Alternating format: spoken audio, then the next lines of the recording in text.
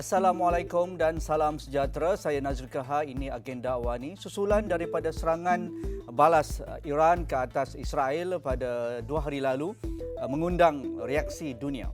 Yang paling terkesan ataupun paling memberikan reaksi adalah Israel sendiri dan juga sekutu kuat mereka seperti Amerika Syarikat dan juga United Kingdom. Walaupun itu merupakan satu reaksi yang sudah pastinya kita akan faham bahawa serangan ke atas konsulat Iran di Damsyik pada minggu lalu memberikan satu bayangan bahawa Iran tidak akan berdiam diri kerana serangan ke atas konsulat ataupun bangunan kedutaan adalah satu perkara yang melanggar piagam undang-undang antarabangsa yang sudah pun ditetapkan oleh masyarakat dunia. Tetapi serangan Iran juga nampaknya begitu berfokus, tidak menyasarkan kawasan penempatan awam ataupun tempat awam dan sebagainya, tetapi serangan yang disasarkan kepada pengkalan udara, kem askar dan seumpamanya. Jadi untuk melihat perkara ini, walaupun Israel tidak membuat sebarang keputusan tetap adakah akan memberikan tindakan balas ataupun serangan balas dengan serangan Iran ini, tetapi Badan Dunia, Badan Keselamatan Bangsa-Bangsa Bersatu sudah pun memberikan satu kenyataan bahawa tidak perlu diperbesarkan lagi serangan ini akan menggugat kestabilan rantau Asia Barat. Malah Amerika Syarikat dan juga G7 juga, walaupun mereka mengutuk tindakan Iran, tetapi mereka tidak mahu perang baru berlaku selain daripada perang yang masih berlaku antara Israel dan Palestin di Gaza. Jadi untuk melihat perkara ini, apakah tindakan seterusnya yang akan kita lihat oleh masyarakat dunia dan juga Pertubuhan Bangsa-Bangsa Bersatu dengan tindakan berterusan Israel ke atas bumi Gaza, walaupun resolusi kejahatan senjata sudah pun ditetapkan pada 3-4 minggu yang lalu. Jadi Datuk Ahmad Azam Abdul Rahman, Pesuruhjaya Suruhanjaya Bebas Tetap Hak Asasi Manusia ataupun IPHRC Pertubuhan Kerjasama Islam OIC sudah pun bersedia, dan juga Profesor Dr. Kamaruzzaman Yusof, Dekan Institut Pengajian Siswaza Universiti Melaka Malaysia, dan juga Profesor Ajong Universiti Melaya. Assalamualaikum Prof dan juga Datuk Ahmad Azam, apa khabar? Waalaikumsalam warahmatullahi. Alhamdulillah, baik. Terima kasih. Mungkin saya mulakan dengan Datuk Ahmad Azam. Apakah reaksi Datuk dengan tindakan Iran ini memberikan serangan balas dengan apa yang sudah pun dilakukan ke atas konsulat mereka di Damsyik beberapa minggu yang lalu? Dan kita sedia maklum juga ini merupakan satu tindakan mempertahankan diri, dan kenyataan itu jelas diberikan oleh pimpinan tertinggi Iran pada reaksi awal mereka ketika beberapa jeneral mereka terkorban dalam serangan tersebut di Damsyik. Dan kita tahu juga masyarakat ataupun beberapa negara jiran termasuk kuasa besar juga mereka sudah menjangkakan bahawa Iran akan melakukan sesuatu dengan tindakan tersebut. Jadi apa yang boleh kita baca daripada tindakan Iran ini oleh Datuk Ahmad Azam? Ya, Assalamualaikum warahmatullahi wabarakatuh. Bagi saya, apa yang dilakukan Iran ini adalah hak dia untuk mempertahankan diri dan maruah mereka. Bagi saya tak ada beza antara Oktober 7 serangan Hamas terhadap Israel dengan tindakan balas Israel berbanding dengan Iran. Ya. Ya, jadi maknanya tindak balas Iran itu lebih calculated, lebih kepada memberi isyarat bahawa kita mampu untuk melakukan lebih daripada ini. Ya. Tapi kami tidak mahu menjadikan ini sebagai suatu perang di peringkat regional dan juga di peringkat dunia. So bagi segi itu, saya ingin mengucap tahniah kepada kerajaan Iran kerana mengambil tindakan yang berhati-hati, namun demikian bermaruah dan menghantar mesej yang jelas bahawa perbandingan tindak balas Iran dengan Israel itu perbandingan yang luar biasa. Ya, yang mana satu lebih mengikut hak dan undang-undang antarabangsa, dan Israel melanggar semua undang-undang antarabangsa dalam tindak balasnya terhadap serangan Hamas pada Oktober 7. So ini merupakan suatu pembuka mata kepada dunia bahawa Iran lebih calculated dalam move dia dan lebih menghormati undang-undang antarabangsa berbanding dengan Israel. Itu yang pertama. Dan yang kedua, kita berpandangan bahawa negara barat ini semakin terdedah tentang hipokrasinya. Betul. Ya, maknanya mereka bahasa-bahasa mereka awalannya mengutuk Iran tetapi mereka tidak mengutuk Israel. Jadi hipokrasi ini sudah bertimpa-timpa, berganda-ganda Ya. yang menyebabkan mereka kehilangan kredibiliti dalam isu ini. Menarik. Bagi Prof. Dr. Kamaruzzaman, kerana isu Iran-Israel ini bukan perkara baru. Apa yang dilakukan provokasi dan serangan oleh Zionis ke atas Iran ini sudah kita lihat beberapa insiden beberapa dekad lalu dan beberapa tahun lalu. Jadi adakah ini sudah memberikan satu bayangan bahawa Iran tidak akan berkompromi sebarang provokasi dan juga serangan Israel? Ya, terima kasih saudara Haji Nazri dan terima kasih juga kepada Datuk Ahmad Azam ya. Seperti yang disebutkan tadi, perkara pertama yang saya nak kongsi di sini ialah pertembungan, peperangan, konflik yang berlaku sejak daripada dulu. Pada awalnya hanya peperangan bersifat proksi semata-mata. Seperti yang berlaku di Iraq, ya, peperangan di Kuwait, apa yang berlaku di tempat-tempat lain juga, terutamanya di Asia Barat ataupun di Timur Tengah. Tetapi konflik yang berlaku di antara Iran dan Israel ini, dan kita boleh sebut Israel dengan rakyat di negara lain, ianya berlaku secara berterusan dan secara terus-menerus. Ya, dalam konteks Iran sebagai contohnya, itulah yang berlaku kepada Jeneral Qasim Soleimani 2020, dan sebelum pada tu kita dapati ada 6 orang saintis Iran, semuanya berpangkat profesor dalam pelbagai bidang, telah dibunuh dan percubaan untuk membunuh mereka telah dilakukan, terutamanya di dalam negara Iran itu sendiri. Jadi hal ini kalau berlaku di Malaysia tu ya mereka datang dan membeli senjata dan bersedia, itu bukan sesuatu yang black, dan ini adalah tindakan yang saya rasa sangat baik yang dilakukan oleh pihak kerajaan kita. Itu satu hal. Jadi dalam konteks pertembungan antara Iran dan Israel ini, Israel sentiasa menyalahkan Iran. Apa yang berlaku, yang dilakukan oleh Houthi juga disalahkan kepada Iran. Apa yang dilakukan oleh Hizbullah juga disalahkan kepada Iran. Apa yang berlaku di Syria juga disalahkan kepada Iran. Jadi nampaknya Israel cuba untuk menjadi polis dunia dan dia sengaja nak menunjukkan kononnya kekuasaan dan kekuatannya dengan peristiwa yang terakhir, iaitu telah berjaya membunuh beberapa pimpinan. Tempatnya bukannya di Tehran, tempatnya bukan berlaku di Gaza, tetapi ia berlaku di sebuah compound, ya, sebuah kawasan yang mendapat perlindungan dari segi antarabangsa. Ya. Itu yang berlaku. Jadi kalau kita tengok daripada perspektif yang itu, Ya. Israel ni bukan sahaja boleh dianggap sebagai polis dunia, tetapi dianya sebenarnya adalah penjahat dan pengganas, ya, yang berlaku di seluruh dunia. Jadi tindakan yang dilakukan oleh Iran itu saya rasa adalah merupakan satu tindakan yang sangat bagus, sangat baik, dan kalau istilah mudahnya, padanlah muka Israel, diajar. Tetapi pengajaran seperti yang disebut oleh Datuk tadi, pengajaran yang ditunjukkan oleh Iran itu sangat terhad sifatnya, iaitu hanya menyerang pengkalan tentera negatif yang digunakan oleh Israel untuk menyerang pimpinan Iran yang berada di Damsyik pada masa ini. Jadi tindakan itu boleh disebut sebagai tindakan bertindak balas, tetapi dalam bentuknya yang sangat minimal, dan masing-masing pun telah bersedia, seperti disebutkan oleh wakil PBB Iran, mereka telah selesai menjalankan tugas dan tanggungjawab mereka, dan mereka tidak bersedia lagi untuk meneruskan peperangan kecuali pihak Israel mengambil tindakan lanjut daripada apa yang dilakukan oleh pihak Iran. Datuk Ahmad Azam, kalau kita lihat serangan yang dilakukan oleh Tehran ini, ia merupakan kali pertama pertentangan satu lawan satu ataupun pertentangan terus antara Iran dan juga Israel. Betul apa yang dikatakan Prof. Dr. Kamaruzzaman tadi. Sebelum ini kita lihat yang dikatakan perang proksi.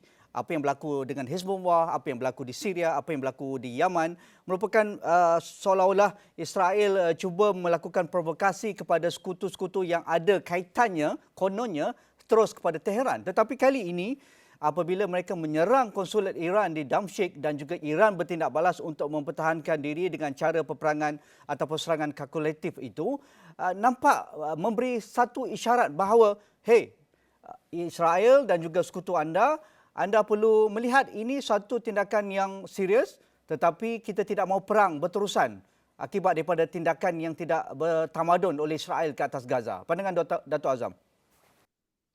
Ya, itulah saya berpandangan bahawa tindakan Israel ini untuk mencetus, untuk act of diversion, untuk mengajak Iran untuk terjebak ya di dalam perang yang bersifat regional.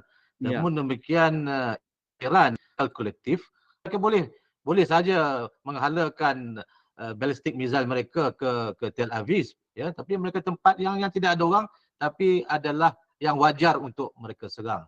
Jadi mesejnya sangat jelas di sini bahawa perang naratif Israel telah pun kalah.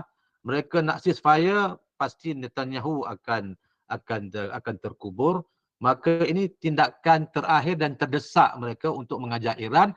Limited message, batali mereka telah menzahirkan kemampuan mereka untuk menghantar misail, mengambil masa sampai 8 jam untuk sampai dan tak dapat ditahan oleh Israel. Ini salah satu perkara yang mesej yang sangat jelas, yang mana dunia barat juga perlu mengambil kira tentang kemampuan Iran dalam usaha untuk mempertahankan diri dan juga maruah mereka. Bagi Prof. Dr. Kamruzaman, impak ke atas rantau Asia Barat yang sedia ada sudah pun bergegar ataupun bergolak akibat tindakan unilateral Israel ke atas bumi Gaza pada insiden 6 Oktober tahun lalu. Jadi jika ini tidak dilihat suatu ancaman yang serius dengan serangan balas Iran ini, apa reaksi masyarakat dunia, terutamanya kuasa-kuasa besar yang mempunyai kuasa veto di Majlis Keselamatan Bangsa-Bangsa Bersatu supaya menekan, kerana isu utama dalam hal ini adalah isu serangan dan juga tindakan tidak berperikamanusiaan Israel ke atas Gaza dan juga di tebing barat. Pandangan Prof? Itu yang tidak selesai.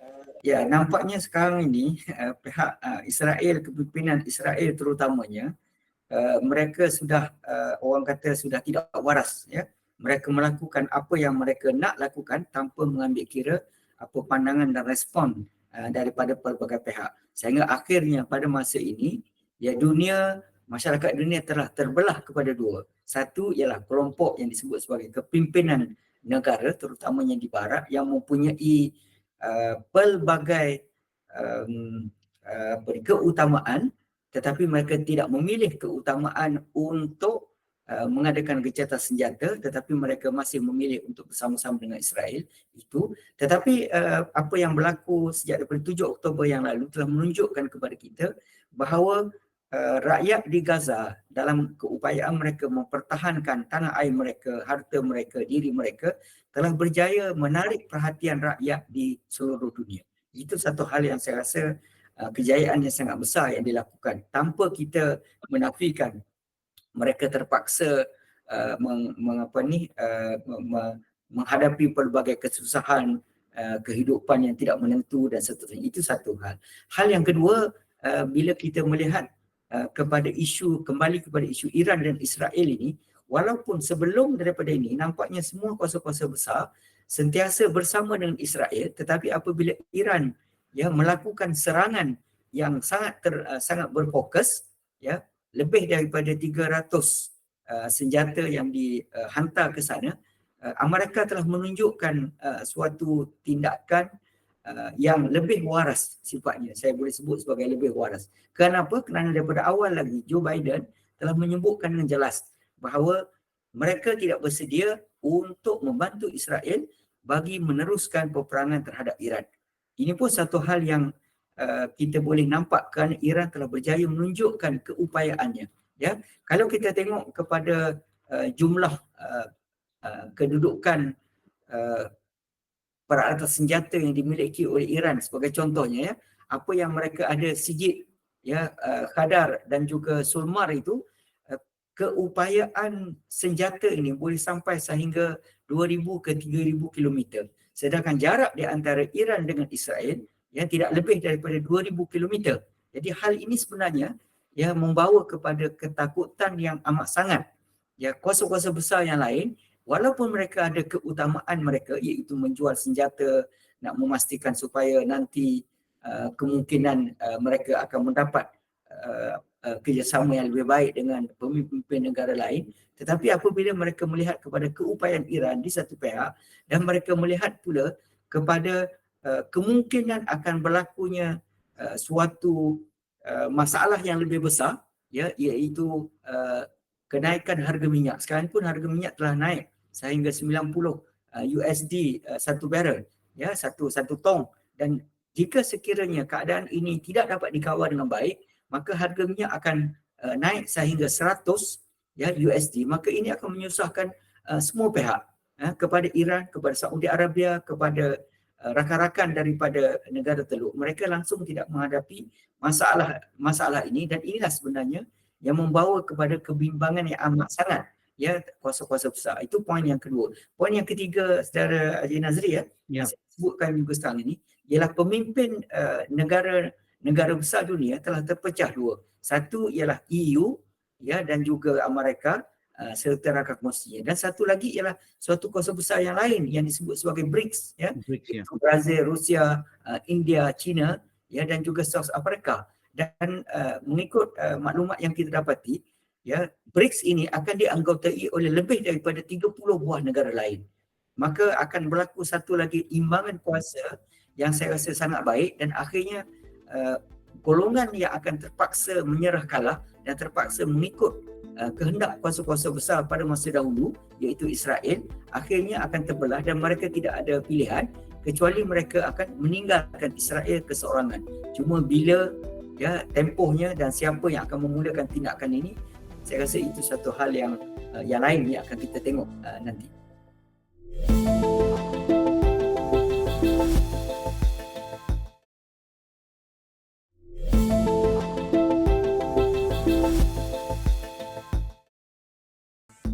Bagi Datuk Ahmad Azam, adakah dengan tindakan ini kita akan lihat tidak hormatnya Israel kepada resolusi gencatan senjata Majlis Keselamatan dan juga membenarkan bantuan kemanusiaan tanpa had dibawa masuk ke Gaza itu tidak dihormati oleh Israel, dan juga serangan berterusan ke atas bumi Gaza dan juga intimidatif provokasi di tebing barat oleh Israel.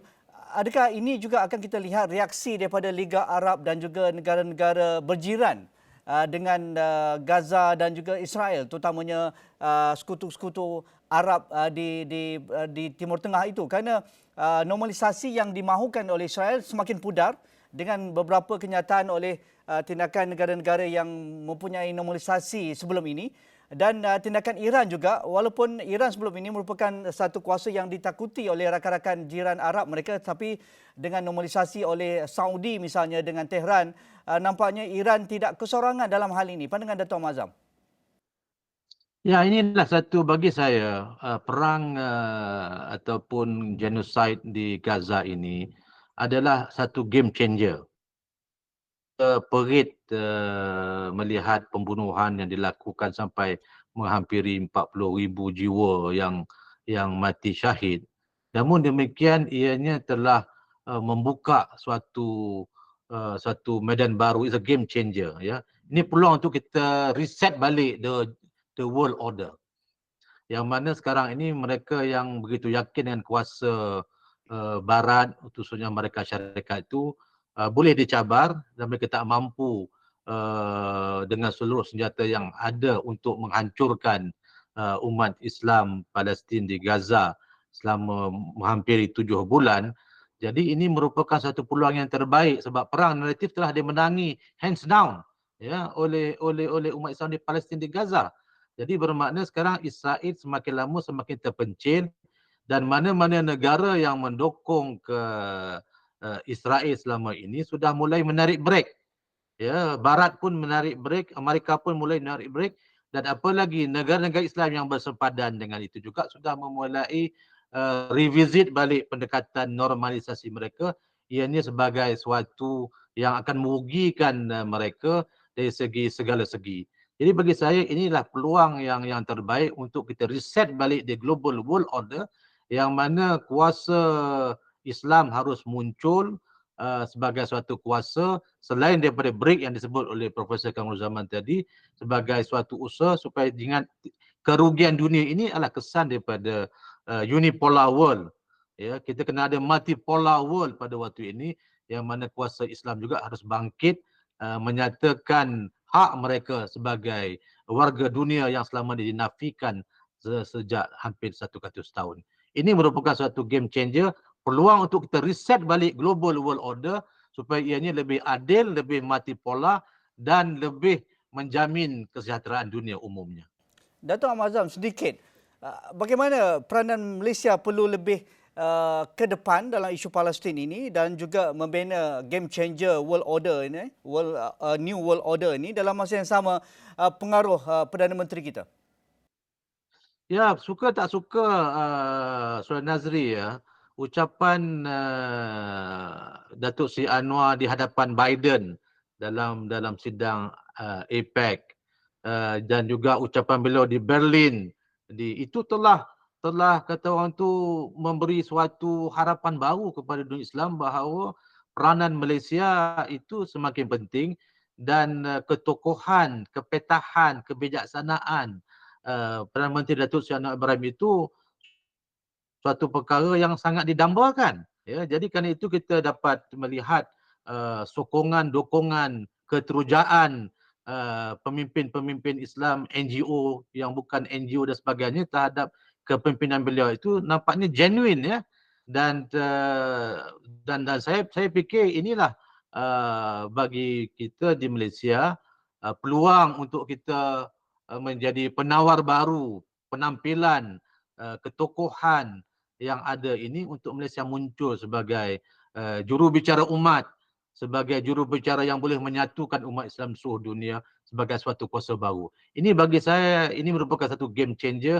Ini merupakan kita kena seize the moment. Inilah momen yang terbaik ya untuk kita melakukan sesuatu untuk muncul sebagai sebuah negara walaupun kecil tapi berjiwa besar yang mempunyai visi dan juga misi ke arah mengembalikan maruah umat yang selama ini tergadai sejak hampir 100 tahun.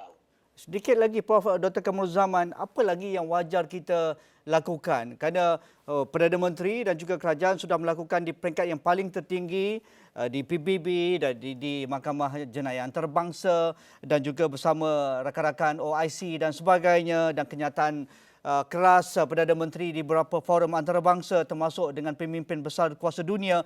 Tetapi kita juga perlu seize the moment dalam gerakan-gerakan advokasi yang lain seperti NGO, badan awam dan juga badan-badan undang-undang antarabangsa, termasuk juga berperanan di peringkat geopolitik. Pandangan Prof. Dr. Kamrul Zaman. Ya, yang pertama yang saya rasa perlu juga diberikan penekanan selain daripada apa yang disebutkan oleh Datuk Ahmad Azam tadi, ialah kita melihat belum ada lagi cukup kuat kebersamaan rakyat Malaysia. Ya, kita telah ada NGO yang banyak yang dipelopori oleh masyarakat Islam, tetapi kita belum lihat dengan lebih lebih bersungguh-sungguh, lebih bersolidariti daripada rakyat Malaysia yang bukan Melayu. Kita masih mengharapkan, ya, kita harap juga supaya Datuk Ahmad Azam dapat memainkan peranan yang lebih agresif lah, ya, supaya rakyat bukan Islam, India, China, daripada Sabah, Sarawak dan seterusnya, mereka menunjukkan kebersamaan kerana isu ini, ya, seperti kalau kita lihat sejarahnya yang berlaku apartheid di Afrika Selatan, melibatkan semua kelompok. Jadi solidariti itu sangat diperlukan, ya, oleh seluruh rakyat Malaysia, nak menunjukkan bahawa isu ini bukan sahaja isu agama, tetapi isu ini adalah isu pembunuhan beramai-ramai, isu kezaliman, isu menafikan hak manusia untuk hidup. Kerana apa yang berlaku di Palestin bukan sahaja melibatkan orang-orang Islam, dia juga melibatkan masyarakat Kristian, dia juga melibatkan masyarakat Yahudi yang bukan daripada Ashkenazi, sama ada daripada Sephardim daripada Spanyol ataupun daripada juga daripada Afrika, ya, juga daripada India, juga daripada Timur Tengah dan seterusnya. Jadi itu satu perkara yang saya rasa perlu kita penuhi, perlu kita lakukan supaya solidariti kita memberikan dukungan dan sokongan kepada Perdana Menteri kita menjadi lebih kuat dan lebih teguh, ya, tanpa mengira latar belakang agama, tanpa mengira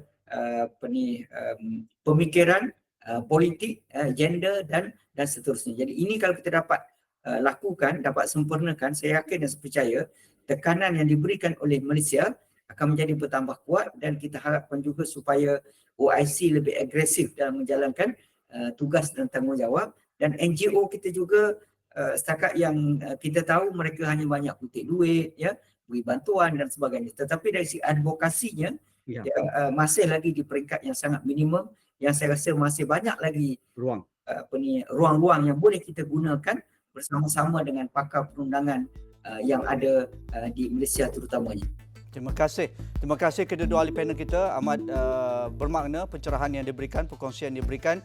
Terima kasih Dato' Ahmad Azam Abdul Rahman, Sonjaya Bebas Tetap Hak Asasi Manusia Pertubuhan Kerjasama Islam OIC, dan juga Prof. Dr. Kamaruzzaman Yusof, penganalisis Asia Barat dan juga Dekan Institut Pengajian Siswazah Universiti Melaka Malaysia. Jadi itu saja agenda awani malam ini. Sekian, Assalamualaikum, kita jumpa lagi.